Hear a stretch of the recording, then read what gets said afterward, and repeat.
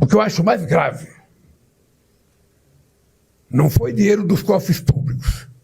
Esse dinheiro estava no bolso do aposentado quando alguém pediu para descontar do salário dele. Então o crime foi um assalto a aposentados, aposentadas e pensionistas desse país.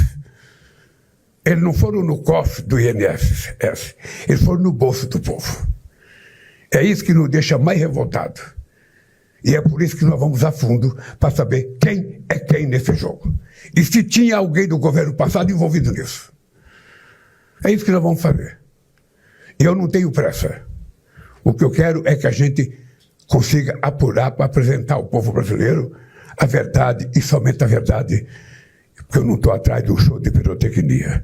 Eu estou atrás de apurar a verdade. Quem foi que assaltou o bolso dos aposentados e das pensionistas brasileiras?